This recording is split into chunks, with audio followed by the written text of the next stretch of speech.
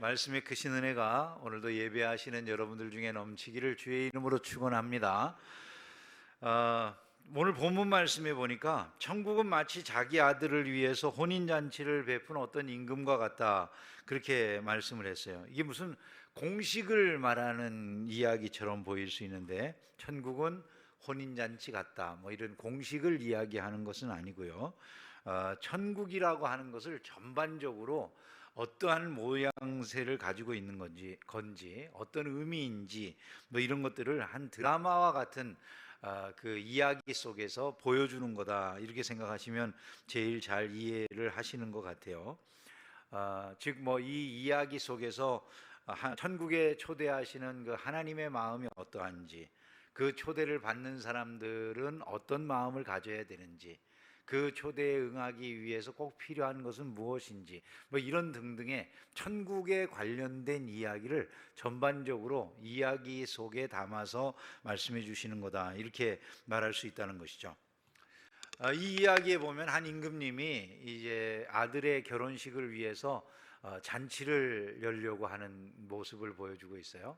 잔치를 여는데 종들을 보내가지고 사람들을 초청합니다. 먼저는 음식을 많이 장만을 했어요. 그리고 사람들을 초청하는데 이 왕의 초청에 사람들이 응하지를 않는 거예요.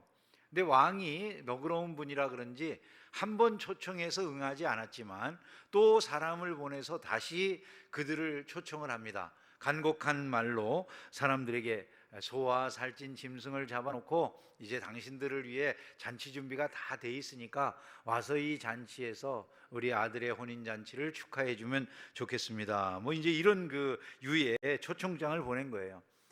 만약에 요즘 세상에서 소위 뭐 아이돌들이나 이런 사람들이 뭐 어디서 공연을 한다 그러면 사람들이 뭐 난리잖아요. 오고 싶어 가지고 몇 만석, 뭐 5만석 좌석, 그런 것들도 막 금방 티켓팅이 끝나버리기 때문에 그 티켓팅을 하기 위해서 사람들이 막 밤새 준비를 하고, 뭐 또 심지어는 어떤 사람 보니까 컴퓨터 한 대로는 그 짧은 시간, 잠깐 사이에 이 티켓팅이 다 끝나버리니까 그 짧은 시간 티켓팅을 하기 위해 가지고 컴퓨터를 한 3대 정도 놓고 식구별로 다 앉아가지고 누르는 요 딸깍하는 그 시간 차이로 인해서 그게 잘못될 수 있으니까 시간 딱 켜지면 그 딸깍하려고, 누구께 될지 모르니까 3대나 켜놓고서 다 딸깍하려고 하는 그런 집도 있다는 얘기를 들었어요. 아이들 공연을 가보셨어요? 별로 경험들이 없으셔서 가만히 계실지 모르는, 요즘 대학에서 뭐 수강 신청하는 것들도 막 그렇게 난리듯이 이거 뭐 아이돌 공연은 요즘 더 난리인 것 같아요. 뭐 굿즈를 산다든지 이런 데도 막 줄을 서고 난리들이 나는 뭐 이런 형편이라고 그러는데, 흥미로운 건 이 왕의 잔치에는 오라고 그러는데도 사람들이 안 오는 거예요.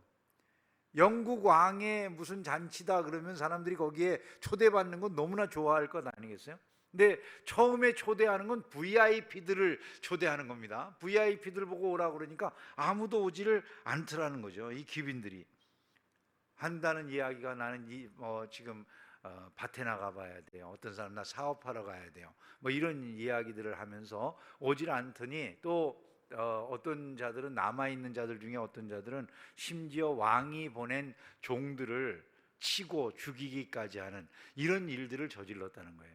여러분 한번 생각을 해보세요. 임금님이 자기가 다스리는 나라 안에서 백성에게 내 잔치에 오라 그렇게 말하는 것은 일종의 명령과 같은 겁니까? 단순한 권유입니까? 임금이 부르는 건 명령이나 같은 거죠. 임금이 오라는데 안 간다는 게 그게 불충이 아니겠어요? 그죠?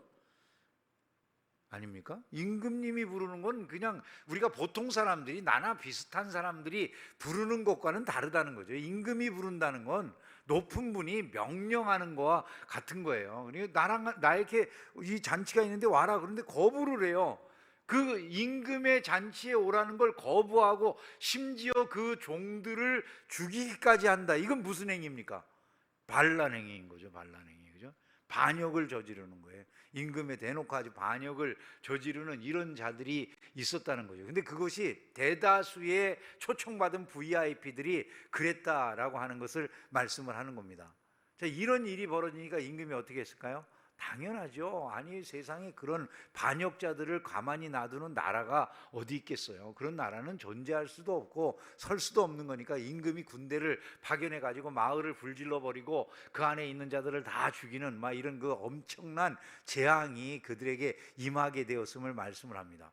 그 다음에 장면이 바뀌면서 오늘 이 비유의 장면이 어떻게 나아갑니까? 그 다음에 임금이 아무데나 가서 다 불러오라는 거예요. 내 아들 이 결혼식 하는데 이 자리를 빈자리로 놔둘 수는 없다. 동네에 나가서 사거리에서 그냥 지나가는 사람들 아무나 불러와라, 이렇게 말을 했다는 거예요. 그 사람들이 악한 사람들이든 선한 사람들이든 이거 따지지 말고 누구든지 있으면 다 불러와, 이렇게 명령을 내려가지고 임금님의 명령에 따라서 사람들을 나가서 불러왔더니 그냥 잔치 자리가 가득 찼다는 거예요. 임금님이 잔치 자리에 들어오려고 들어오시는데 거기에서 한 사람을 봤어요.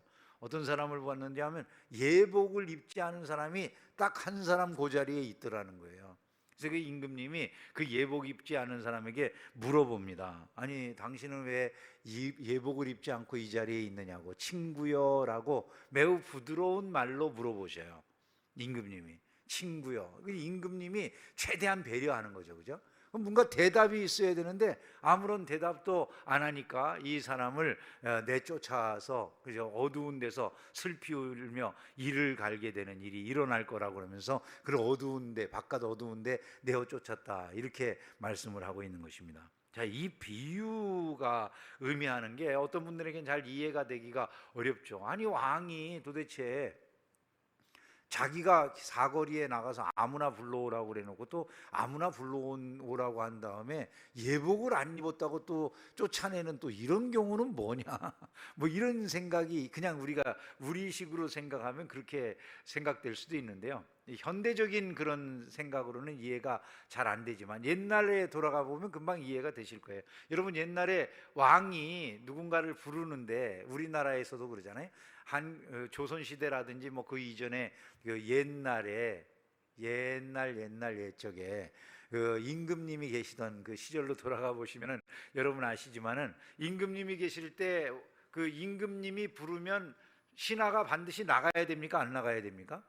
반드시 나가야 되는 거죠. 만약에 임금님이 부르는데 안 나가면 그 신하는 임금님이 생각할 때 뭔가 불충을 저지르는 자라고 생각하지 않겠어요? 이유가 있어야 되죠. 임금님한테 적어도 안 나가려면 신하가 전하, 소신이 미력하여 몸이 좋지 않아서 전하의 부름을 받았음에도 불구하고 나아가 뵐 수가 없나이다, 용서하여 주시옵소서, 뭐 이런 얘기를 해야죠. 그죠? 그냥 뭐 안 나가요? 그냥 그냥 뭐 임금님이지만 뭐 나가고 싶지 않으면 내가 안 나가는 거지, 이렇게 할 수 있는 게 아니잖아요. 그죠? 우리나라도 마찬가지예요. 임금이 부르는데 안 나간다는 건 그냥 상상할 수 없는 얘기인데 여기 있는 사람들은 아무 대답도 없고 그냥 무조건 안 나가버리고 나 일 바쁘다고 그러고서 안 나간 그런 상황이잖아요. 임금을 아주 요즘식으로 표현해 볼게요. 개무시하는 거예요. 그냥 개무시하는 거예요. 말도 안 되게. 임금, 내 임금이 아니라는 거죠. 당신 내 임금이 아니야. 그리고 그 아들의 혼인잔치, 그런 건 나하고 아무 상관이 없어, 이렇게 지금 대답을 했다는 거와 같은 얘기잖아요. 그리고 임금님 앞에 나가는 건 이조 시대에도 임금님 앞에 나가려면 우리가 반드시 무엇을 사람들이 입고 나가요? 조복이라고 하는 걸 입었어요. 그죠? 조정에 나아갈 때, 조정이라고 하는 게 뭡니까? 임금님이 계시는 게 조정이에요. 그죠? 임금님이 계시는 곳, 그게 조정이잖아요. 임금님이 계시는 곳이 조정이니까 그 조정에 나아가려고 하는 사람은 임금님 앞에 나갈 때 반드시 조복을 입어야 되는 거예요. 조복. 아무거나 막 입고 나가는 게 아니고 예복을 갖춰 입는 거죠. 사모관대라고 하는 걸 우리가 딱 쓰고, 그죠? 그렇게 옷을, 우리가 임금님 앞에 서는 사람들 다 아시다시피 조정에 가서 사람들 서 있으면 임금님이 단위에 딱 앉아 계시고 밑에 있는 사람들은 다 관도 쓰고 그 다음에 옷도 입고 뭐 파란색 빨간색 옷 입고 뭐 이렇게 대를 메고 이러고 가서 거기에 서 있지, 아무렇게나 가가지고 서 있는 사람을 보셨어요? 못 보잖아요. 그럼 그 신하들이 그렇게 옷을 입는 이유는 뭐예요? 그 임금님에게 우리는 복종하는 신하들이라는 의미인 거예요. 그게요. 조복을 입는다는 것은 내가 조정에 나아갈 때 당신의 신하입니다라고 하는 것을 표현하는 의미로 왕을 향한 최고의 존중심을 표현하는 거예요. 내가 뭐 이런 내 계급이나 내 자신의 위치를 표현하는 그런 것도 있지만은 왕 앞에서는 다 신하들이니까 내가 왕 앞에 그것을 아주 정성 들여서 들어서 입고 나아간다는 것은 나는 당신의 신하입니다, 당신의 통치를 받고 있는 사람입니다 라고 하는 것을 표현하는 표현 방식이라는 거예요. 더군다나 중동 지역에서는 그걸 안 입을 수 없는 이유가 그 왕이 어떤 잔치를 초대하는 자리에 부르잖아요. 그 왕 앞에 나아가는 사람들을 위해 가지고 그 입구에서 옷을 다 나눠줬어요, 예복을. 그러니까 중동 지역은 우리하고 또 다른 점이 그 왕이 더 많은 것을 이렇게 베푸는 왕이다라고 하는 그런 측면에서 그냥 사람들이 입은 채로 나오는 게 아니라 사람들마다 옷 생색이나 이런 게 다를 수도 있잖아요. 그러니까 왕이 입구에서 다 옷을 나눠줬다고요. 옷을. 임금님의 성심이 거기까지 이르렀다, 뭐 이런 걸 보여주는 얘기가 될 수 있는 거죠. 그러니까 옷을 사람들이 다 입고 나와야 되는데 그렇게 입고 나와야 마땅한 자리에 안 입었다는 건 무슨 의미가 있겠습니까? 나는 당신의 통치를 받을 것에 아무런 의미를 두지 못한다라고 하는 것과 같은 의미가 되는 것이죠. 결국 그와 같은 사람은 당연히 그 잔치 자리에서 쫓겨날 수밖에 없었던 것이다 라고 하는 것을 우리가 알 수가 있는 것이죠. 왕은 끝까지 그에게 아주 친절하게 친구여라고 불러주면서 그를 받아들이려고 했지만 그는 그것을 거절한 것이에요. 결국 그로 인해서 쫓겨나게 되었다는 것이죠. 이 비유를 통해서 이 비유는 예수님이 말씀해 주신 거잖아요. 예수님이 우리에게 교훈하는 것들을 우리는 금방 이해하실 수 있을 것 같아요. 먼저 여기에서 임금님은 누굴까요? 임금님은 하나님, 그죠? 임금님 하나님. 그 다음에 혼인잔치하는 임금님의 아들은 예수님이겠죠, 그죠? 그럼 처음에 초대받았던 VIP들은 누구예요? 유대인들이죠. 유대인들. 처음에 초대받았던 유대인들은 복음을 전해 들었으나 복음을 받지 않았어요. 사실 이 유대인들은 그래서는 안 되는 사람들이죠. 왜? 이 사람들은 먼저 구약 성경을 통해서 오실 구원자에 대한 이야기를 다 듣고 있었기 때문에, 그럼에도 불구하고 오신 구원자가 막상 나타나니까 다 거부한 그런 사람들이죠. 그래서 결국 그로 인해서 유대인들이 겪은 일이라는 걸 우리가 알잖아요. 너무나 비참한 일들을 그들이 겪지 않습니까? 그 유대인들이에요. 그러면 아무데나 가서 누구든지 죄인이든 아니면 또 뭐 그 길거리에 뭐 장기든 세리든 다 불러와라 그래서 불려 나온 사람들, 그 사람들이 결국 누구겠어요? 우리들인 거죠. 그죠? 사거리에서 마구제비로 불려 나온 사람들, 그게 우리들이고 소위 말하면 죄인들이다, 이렇게 말할 수 있는 사람들이라고 보면 되는 거예요. 자, 이와 같은 사람들을 불렀지만 한 가지 더 요구 상황이 있었다고 그러는 거죠. 아무리 죄인이고 별의별 입장에 있는 이방인이든 뭐든 하여간 그런 입장에 있었던 사람들이라고 하더라도 들어올 수 있는데 들어와 가지고 반드시 한 가지 조건은 충족이 돼야 됐다는 거예요. 그 조건이 뭐라는 겁니까? 예복을 입어야 된다는 거예요. 그죠? 이 지금 비유가 우리에게 말씀하는 내용들이 그런 거죠. 도대체 이것이 무엇을 의미하느냐라고 하는 걸 좀 살펴보려고 하는데요. 현대를 살아가는 우리들에게 이것이 의미하는 바가 뭐냐? 첫 번째로 우리가 이것을 생각할 수 있어야 돼요. 왕의 초대라고 하는 것은 거역할 수 없는 명령이잖아요. 명령. 누구라도 즉시로 순종해야 된다는 거예요. 자, 오늘날 여러분 한번 생각해 보세요. 오늘날도 사람들이 왕의 명령, 하나님의 명령을 받아들일까요? 안 받아들일까요? 우리가 전도해 보면 알잖아요. 지금 우리 온 교우들이 나도 한 사람 전도 캠페인 하고 있잖아요. 여러분 열심히 한 사람 전도를 위해 애쓰고 계시는 줄로 믿습니다. 대답이 시원치를 않아 가지고 이거 급급해지는데요. 할렐루야. 자, 한번 생각해 보세요. 우리가 지금 전도 캠페인을 해가지고 나도 한 사람 전도하겠다고 할 때 나아가서 전도하잖아요. 그게 뭐예요, 여러분? 왕의 초대장을 종들이 전하는 거예요. 그게요. 천지 만물을 지으신 왕이 사람들을 당신의 잔치 자리에 오라고 초대하는 것이 바로 사람들이 가가지고 그 왕의 잔치에 오라고 하는 게 전도라고요. 전도. 여러분들이 아는 일은 그 왕의 잔치에 사람들을 참여하도록 부르는 행위잖아요. 그죠? 근데 사람들이 그 부름을 듣고 응합니까? 거절합니까? 너무나 쉽게 거절하죠. 그죠? 나보고 교회를 오라고요?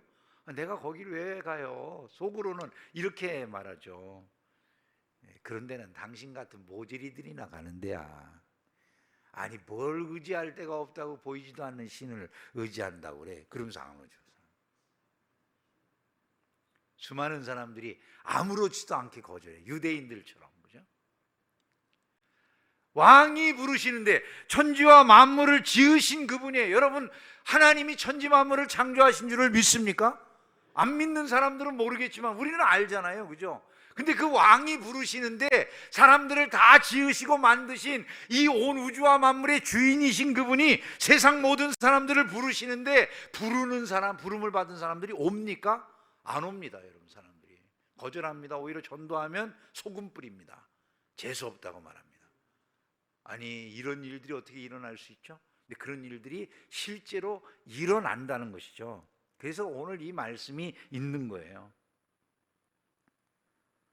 유대인들은 그럴 수 없는 자들임에도 불구하고 그런 짓을 했다가 어떤 일을 겪습니까, 여러분? 예수님이 그들의 결과를 아시니까 너무나 안타깝게 말씀하잖아요. 예루살렘아 예루살렘아, 암탉이 그 새끼를 나래 아래 품은 것 같이 내가 너희를 품으려고 했던 것이 몇 번이더냐, 이렇게 말씀하셨어요. 여러분, 그들이 당할 비극에 대한 말씀이에요. 예수님께서 또 자기를 위해서 우는 예루살렘의 여인들을 보고서, 당신이 십자가지로 올라가시는 그 길에서 당신을 보고서 우는 여인들을 보고 뭐라고 그렇게 말씀하셨어요? 나를 위해 울지 말고 너와 내 자녀들을 위하여 울라. 돌 하나도 돌 위에 남지 아니하고 다 무너지리라, 이렇게 말씀하셨잖아요. 그게 예수님이 본 예루살렘의 미래였잖아요. 그 미래가 어떻게 됐습니까? 결국 이들이 예수님을 십자가에 못 박고 난 다음에 예수님 말씀을 하나도 믿지 않고 따르지 않은 결과로 예루살렘 그 자체가 로마군에 의해서 다 이제 둘러싸이게 되었을 때, 그때 그 예루살렘에 일어났던 그 비극을 유대 전쟁사라고 하는 곳에서 요세푸스라고 하는 사람이 너무나 생생하게 잘 남겨놨잖아요. 성 안에 막 전염병이 돌아가지고 사람들이 다 괴질로 죽어가지고 시신을 갖다가 이 예루살렘 성 한가운데 산더미처럼 쌓아놓고 불태우는 그런 일이 벌어지죠. 사람들은 굶어서 죽어가면서 성 밖으로 나갈 수가 없으니까 다 굶어 죽어가면서 그 성 안에서 사람들이 심지어는 자기 자식을 잡아먹기까지 하는 이런 일들이 벌어졌다는 것이 요세푸스의 유대 전쟁사에 너무나도 생생하게 나와 있다는 것이죠. 왜 그런 일들을 당했습니까? 여러분, 2000년 동안 유대인들이 세상을 떠돌면서 나라 없이 살았어요. 그죠? 그리고 히틀러나 이런 사람들에 의해서 그렇게 어마어마한 죽임을 당하고, 여러분 아시는 것처럼 러시아에서 그 스탈린 세력 아래에서 그만큼 많이 희생을 당하는 이런 일들이 벌어졌었습니다. 왜 그런 일들이 일어났다고 생각하세요? 그리고 우리는 왜 그 유대를 지금 주목합니까? 왜 그 이스라엘을 주목합니까? 다른 게 아니잖아요. 그 이스라엘이 마지막에 회복되는 날이 있다라고 하는 걸 말씀했는데, 그 이스라엘이 지금 나라를 이루었거든요. 나라를 이루었어요. 그러니까 우리가 지금이 종말의 때가 아닌가, 그런 생각을 그래서 하는 거예요. 여러분 생각을 해보세요. 2000년을 나라 없이 떠돌던 민족이 나라를 이루었다고요, 이게. 그리고 지금 세계적인 영향을 미치고 있다고요, 그 나라가. 그 민족을 이루게 된 그게 얼마나 신비한 일인가를 우리가 생각을 할 수 있어야 되는 거고, 그 속에서 우리가 하나님의 예언이 마지막 때에 이루어지는 건 아닌가를 그래서 면밀하게 바라볼 수밖에 없는 거구나라고 하는 점을 반드시 기억할 수 있어야 되는 거예요. 분명한 것은 이것입니다. 모든 것은 왕의 말씀대로 되어지는 거라는 거죠. 그러므로 우리에게 왕이 명령하셔서 불러서 우리가 나왔다고 한다면 그 왕을 철저하게 섬기는 자들이 돼야 된다는 사실을 잊지 않기를 주의 이름으로 축원합니다. 두 번째로, 무엇보다도 우리에게 우선돼야 될 것은 하늘나라의 일이라는 것을 이 비유를 통해 예수님이 말씀하고 있다는 거예요. 천국 일이 우리에게 있어서 무엇보다도 우선해야 될 일이라는 걸 말씀하는 거죠. 한번 생각을 해보세요. 왕이 부르는데 사람들이 다 핑계를 댄 게 무엇입니까? 나 지금 밥 갈러 가야 돼요. 나 지금 사업차 가야 돼요. 다 세상 일을 이유로 되잖아요. 그죠? 요즘도 전도하면 사람들이 다 교회 못 나오는 이유를 뭐로 됩니까? 세상 일 바빠서. 요즘 아직은 제가 좀 해야 될 일이 많이 있습니다. 세상 일이 너무 바쁘다는 게 다 핑계예요. 근데 예수 믿는 사람들도 세상 일이 너무 바빠졌다. 교회 가는 것들이 세상 일이 바빠서 주님의 일을 하는 것이 내가 세상 일 하는 것보다 더 중요하다는 생각을 잊어버렸어요. 이 비유를 누가 말씀해 주셨다고요? 예수님이 말씀해 주셨다고요? 예수님이 우리에게 이 비유를 통해서 해주시는 그 말씀의 깊은 의미가 뭐겠어요? 너희들이 이 세상 일이 너무 분주해서 영혼의 일을 찾지 않는다면 그 결과가 매우 참담할 거다라고 하는 것을 예수님이 말씀해 주신 거라는 거예요. 너희들이 세상 일 너무 바빠서 영혼의 일을 등한시한다면 그 결과가 얼마나 참담할 것인가를 너희들이 잊으면 안 된다. 바로 이 말씀을 예수님이 해주신 거라는 거죠. 존 파이퍼 목사님이 삶을 허비하지 말라는 책에서 이런 그 예화를 하나 말씀한 걸 봤어요. 어느 부부가 있었는데 이 부부가 남편은 59살, 그 아내는 51살이 됐는데 이제 직장을 그만두고 이제 은퇴를 하게 됐대요. 뭐 59살, 51살 정도에 은퇴하는 건 매우 자연스러운 일이잖아요, 그죠? 그래서 은퇴를 하게 된 거예요. 은퇴를 했는데 이분들은 미국의 그 동북부 지역에 뉴욕이라든지 뭐 보스턴이라든지 이런 데 있는 데가 동북부 아닙니까? 거기가 미국에서 제일 잘 사는 지역 중에 하나잖아요. 그 미국의 동북부에 살면서 젊어서 돈을 많이 벌었어요.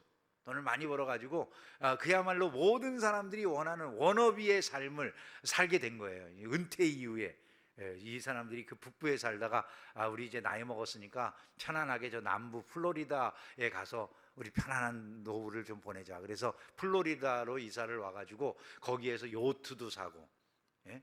그리고 또 아주 기가 막히게 좋은 그 운동 클럽에 가입을 해가지고 뭐 소프트볼도 치고, 그리고 또 골프도 치고, 또 자주 이제 시간이 남을 때는 바닷가 산책을 나가가지고 산책하다가 예쁜 이제 조개 이런 그 뭐 색깔 형형색색의 아름다운 소라 껍질 이런 걸 이제 모으면서 취미생활하면서 그렇게 멋진 인생을 사신 거예요. 여러분 어떠세요? 노후에 다 그렇게 살고 싶지 않으세요? 원업이라고 생각하냐. 그래 은퇴하면 좀 그런 삶을 살면 좋겠다. 요트도 있고 뭐 가서 낚시도 하고 뭐 이러면서 우리가 사는 거 그런 거 다 꿈꾸잖아요. 우리가 그런 삶을 살면 얼마나 좋을까, 편안하게 이런 생각을 하는 거죠. 그렇게 살았어. 이 사람은 그야말로 은퇴 이후에 원업이의 삶을 누리신 거예요. 근데 이게 평생 지속되는 건 아니잖아요. 나이가 들어서 늙었어요.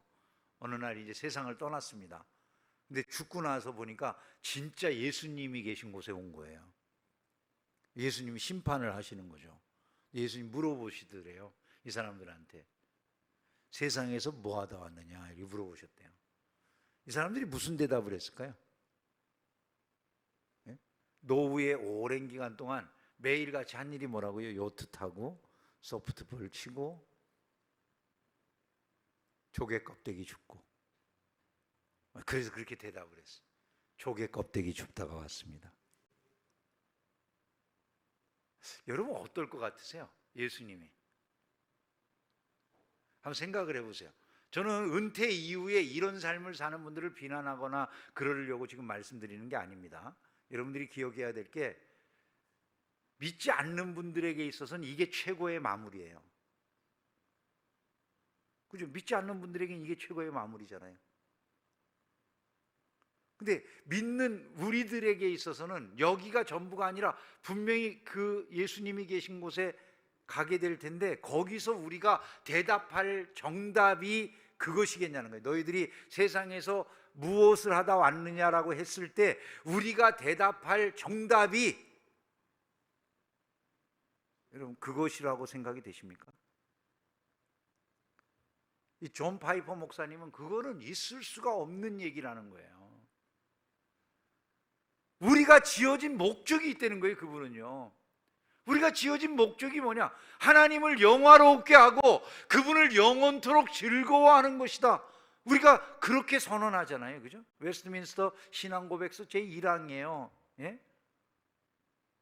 하나님을 영화롭게 하고 그분을 영원토록 즐거워하는 것, 이게 신앙생활이라고요. 그게 우리가 지음받은 목적이라고 우리가 선언하는 사람들이잖아요. 근데 우리가 그런 목적을 가지고 인생을 살았다라고 한다면 어떻게 주님 앞에서 제가 조개 껍데기를 줍다가 왔습니다라고 말할 수가 있겠냐는 거예요. 이분은요, 이 존 파이퍼 목사님은 그리스도인들이 이 세상을 살아가면서 가져야 될 단 하나의 열정이 있을 뿐이라고 말을 해요.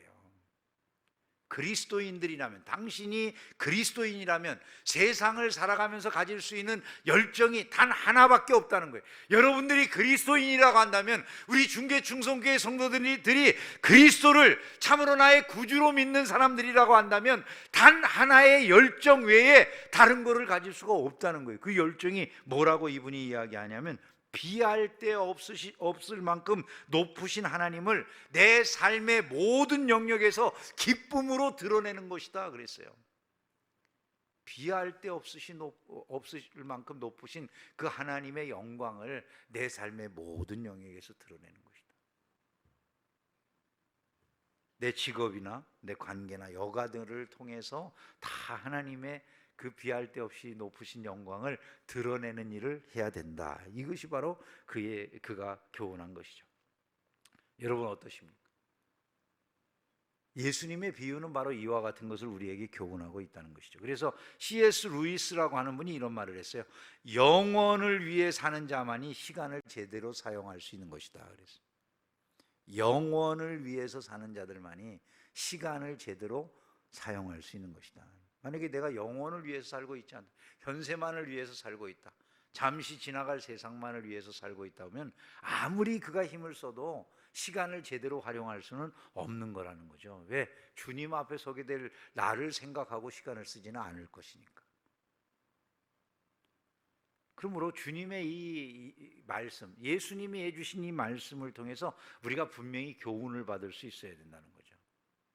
세상 일이 너무 바쁘다고 해서 하늘나라의 일을 뒤에 놓으면 안 되고, 우리 일생에 가장 소중하게 여겨야 될 게 하늘나라의 일이다라고 하는 것, 이거를 여러분 잊지 않기를 주의 이름으로 축원합니다. 세 번째로 이 말씀이 우리에게 교훈하는 게 무엇입니까? 예복을 입은 자들만 천국잔치에 참여할 자격이 주어진다는 거예요. 예복을 입은 자들만.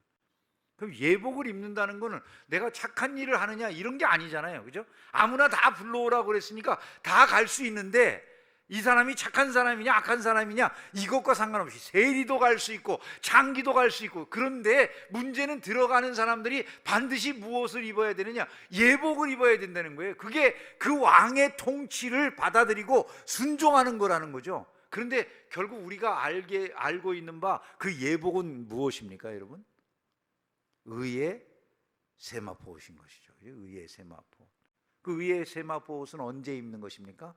우리가 예수를 믿을 때. 그러니까 결국 하나님께서 당신의 통치 가운데 이것만은 너희들이 나를 따라야 돼 라고 요구하시는 게 있다는 거죠. 그 한 가지 요구하시는 게 뭐라는 겁니까? 예수 믿으라는 걸 요구하신다는 거예요. 예수 믿는 것. 주 예수를 믿으라, 그리하면 너와 내 집이 구원을 얻으리라 라고 말씀하죠. 예수를 믿는 것, 그거를 요구하시는 거라는 거예요. 왜? 그것을 통해서 우리가 의의 세마포 옷을 갈아입은 단장한 신부와 같은 모습으로 주님 앞에 설 수 있는 자들이 되기 때문이라는 것이죠. 내가 예복을 입는다는 것은 그분의 통치를 따라가는 거다라는 얘기가 되는 것이고, 내가 예수 그리스도를 믿는다는 것은 하나님 앞에서 마치 의관 정죄를 하는 것과 같은 거다, 이런 점들을 꼭 기억하셔야 된다는 거예요. 그래서 한경직 목사님 같은 분들이 돌아가시기 전에 찾아온 목사님들에게 마지막 우리들에게 해주실 말씀 있냐고 그 권면해 주실 말씀을 부탁드리니까, 그 돌아가실 어른이 마지막으로 해주신 말씀이 그거래잖아요. 목사님들 예수 잘 믿으십시오 그랬더니. 이게요, 그냥 보통 사람들이 할 수 있는 말이 아닌 거예요. 삶의 마지막을 정리할 줄 아는 분들이 가장 중요한 핵심을 말씀해 주시는 거예요. 예수 잘 믿는 것이 무엇보다도 소중한 일이라는 것을 잊지 않기를 주님의 이름으로 축원합니다. 그게 우리가 해야 될 가장 소중한 준비라는 것이죠. 마지막으로 한 가지 더 말씀을 드리면, 기독교는 잔치하는 종교라는 사실을 우리가 잊으면 안 되겠다는 거예요. 오늘 본문 말씀은 천국을 잔치하는 것에 비유하고 있잖아요. 혼인 잔치하는 것에 비유를. 주님의 십자가 사건, 그리고 주님의 부활을 통해서 구원의 은혜를 누리게 된 사람들이 모여서 예배하는 게 교회 공동체잖아요. 그러니까 교회 공동체 안에는 기쁨이 있어야 되는 거예요. 저는 여러분 안에 기쁨이 늘 충만하기를 주의 이름으로 축원합니다. 중계충성교회 온 성도들이 이곳에 누군가가 방문해 가지고 이 교인들의 예배하는 모습을 볼 때 다 이런 말을 하게 되면 좋을 것 같아요. 이 교회 교인들은 왜 이렇게 표정이 밝고 즐거우세요? 표정들을 보면 왜 이렇게 즐거워 보이세요? 좀 이런 말을 들을 수 있으면 좋을 것 같아요. 그때 우리 교인들은 또 이렇게 대답하면 좋은 거죠. 제가 왜 이렇게 표정이 밝고 좋으냐고요? 예수 믿기 때문이에요. 예수 믿으면 너무나 즐거워요. 이렇게 말할 수 있기를 주의 이름으로 축원합니다. 성가대만 하면 여러분, 예수 믿는 게 즐거우세요? 근데 표정들이 왜 그러세요? 예배 드리면서 우리의 표정 관리를 좀 해야 돼요. 하나님 앞에서. 하나님, 정말 예배하는 게 즐거워요, 이렇게 말이죠. 찰스 스펄전 목사님이 그래서 이런 말을 했어요. 기쁨은 기독교인의 의무다, 이렇게 말을 했어요. 우리는 기뻐하는 게 의무라는 생각까지는 못 하잖아요. 기뻐야지 기뻐하지. 기뻐야지 기뻐하지. 어떻게 기뻐해? 내가 하나도 기쁜 일이 없는데. 아니요, 먼저 기뻐하세요. 말씀대로. 하나님이 그 기쁨을 온전히 회복시키실 줄로 믿습니다. 어려움 중에 기뻐하세요. 희망이 없는 것 같은 가운데 기뻐하세요. 삶을 바꾸는 역사가 그렇게 일어나는 거예요. 그러잖아요. 우리가 심리학자들이 하는 말 중에 재미있는 게 몸과 영혼이 이렇게 붙어 있어서 사람들은, 기독교 심리학자들 가운데 우리가 육신을 가지고 자꾸 웃으면, 웃는 표정을 자꾸 하고 웃음을 짓다 보면은 이 영혼이 이상하게 즐거워진대잖아요. 우리가 영혼이 자꾸 괴로워요. 그러면 그게 육신에 영향을 미쳐가지고 얼굴이 찌그러져요. 그죠? 마찬가지로 우리의 육신에 우리가 자꾸 자극을 줘서 기뻐하는 표정을 짓고 즐거워하는 표정을 짓고 웃고 그러다 보면은 자연스럽게 우리 영혼의 상태가 바뀌게 되는 이런 일들도 일어난다는 것이죠. 기쁨이 기독교인의 의무라는 것을 우리는 생각하지 못하고 살아갈 때가 많이 있지 않습니까? 기쁨이 의무라는 것을 잊지 않고 기뻐하며 살아가는 성도들 되기를 주의 이름으로 축원합니다. 말씀을 정리합니다. 주님의 통치를 받는 사람들이 되었어요. 세상 사람들과 구분된 자들이 됐잖아요. 그 구분이 얼마나 귀한 은혜인지를 깨닫게 된 사람들을 그리스도인이라고 그래요. 그죠? 나 같은 죄인이, 나 같은 보잘것없는 자가 주님의 은혜로 어떻게 이 구원의 감격을, 세상이 천국잔치에 참여하는 이 영광을 누리게 되었을까를 아는 것, 그게 바로 믿음을 가진 거잖아요. 그게. 이 땅에 오신 예수 그리스도가 하나님의 아들이시고 그분이 나의 영원한 구원자가 되셨구나라고 하는 걸 깨닫는 사람들, 그게 구원받은 사람들이잖아요. 여러분들이 그걸 안다고 고백해서 지금 이 자리에 예배하러 나오신 것 아니겠어요? 그죠? 그렇다면 우리의 신앙생활을 진지하게 할 필요가 있어요. 주님 앞에 예배하는 일이 진지하고 우리에게 맡겨진 이 영적 사명들을 진지하게 받아들이는 변화가 있기를 주의 이름으로 축원합니다. 아직까지는 우리에게 기회가 주어지고 있잖아요. 이스라엘에게 예수님이 오셔가지고 주어졌던 그 마지막 기회를 그 유대인들은 차버렸어요. 오히려 예수님 한 분 죽여서 나라가 평안하면 되는 거 아니야? 그리고 죽였어요. 그냥 그를 십자가에 못 박으라고 온 군중이 나와가지고 난리를 치면서 오히려 예수님을 십자가에 못 박았어요. 그들에게 주어진 마지막 기회를 그들이 차버린 것과 같은 것이죠. 우리에게 기회가 주어졌잖아요. 지금도 주님이 주시는 기회가 여전히 임하고 있는 거죠. 지금이 은혜 받을 만한 때고 지금이 구원의 날인 줄로 믿습니다. 주님을 의지하는 가운데 여러분의 삶에 주어지는 가장 놀라운 구원의 축복이 날마다 더하기를 주님의 이름으로 축원합니다.